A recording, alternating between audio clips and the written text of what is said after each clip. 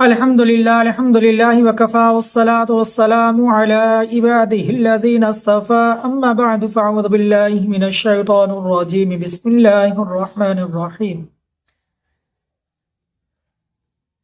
محترم ناظرین اکرام، السلام علیکم ورحمۃ اللہ وبرکاتہ۔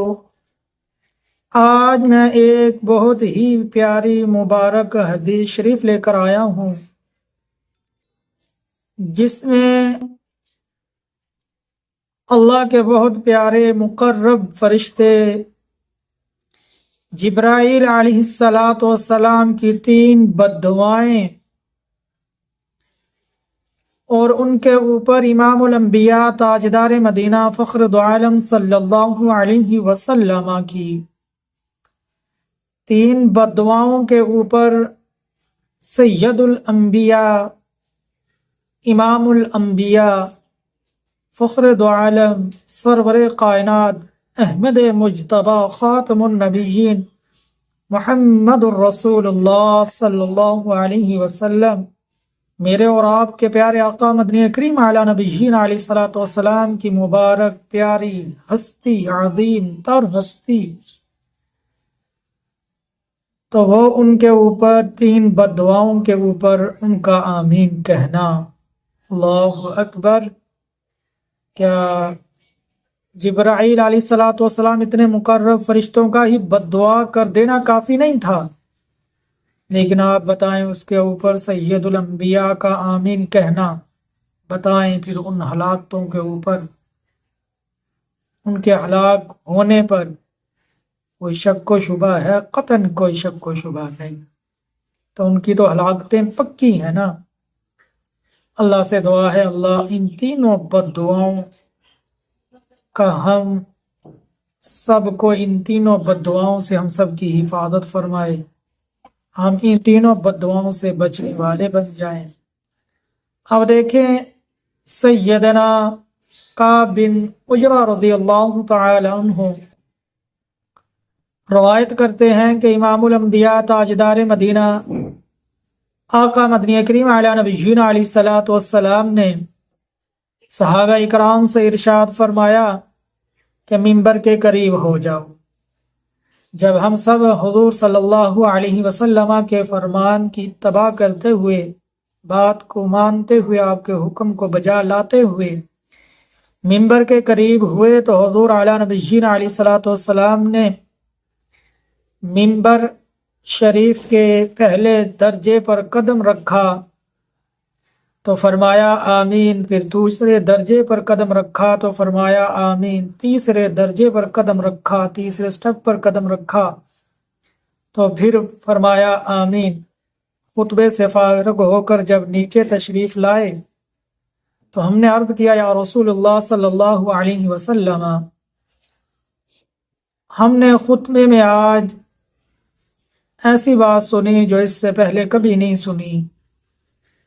تو حضور علی نبیین علیہ الصلوۃ والسلام نے ارشاد فرمایا کہ ابھی ابھی میرے سامنے جبرائیل علیہ الصلوۃ والسلام تشریف لائے، انہوں نے بددعائیہ کلمات کہے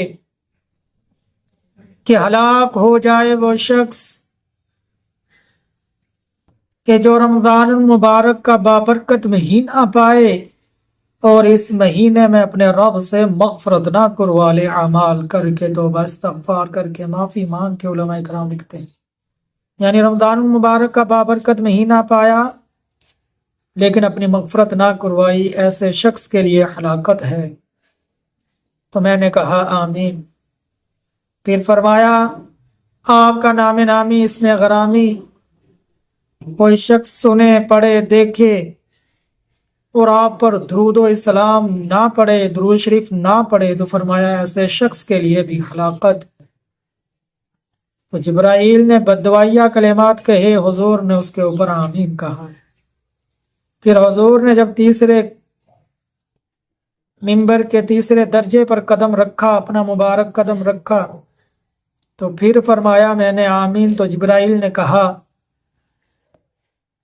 کہ جس شخص کے سامنے اس کے بوڑھے ماں باپ ہوں، وہ ان کی خدمت کر کے، ان کو راضی کر کے، خوش کر کے اپنی مغفرت نہ کروا لے، تو جبرائیل نے کہا بوڑھے ماں باپ کی خدمت کر کے وہ مغفرت نہ کروا لے، تو میں نے کہا آمین۔ اب دیکھیں ناظرین اکرام، کتنے مقرب فرشتے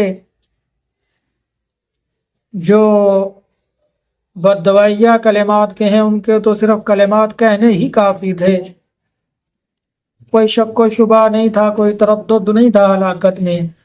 جب امام الانبیاء تاجدار مدینہ نے اس کے اوپر آمین کہہ دیا تو یہ کتنی پکی اور مضبوط بات ہو گئی۔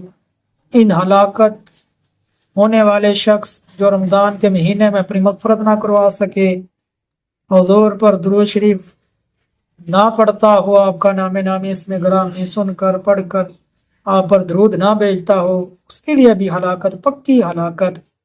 اسی طرح بوڑھے ماں باپ ان کی خدمت کر کے اپنے اوپر جنت کو واجب کر لے، بوڑھے ماں باپ کی خدمت نہ کر کے ان کو ناراض کر کے اللہ کو ناراض کر لے، اپنے اوپر جہنم کو واجب کر لے۔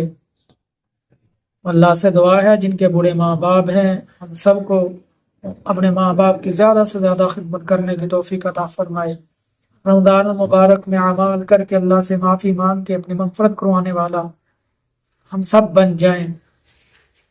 اسی طرح حضور صلی اللہ علیہ وسلم کا نام اسم گرامی سنیں تو فوراً حضور علی نبینا علیہ الصلوۃ والسلام پر درود و اسلام پڑھیں۔ تو اللہ سے دعا ہے اللہ ان باتوں پر عمل کرنے کی توفیق عطا فرمائے، آمین یا رب العالمین۔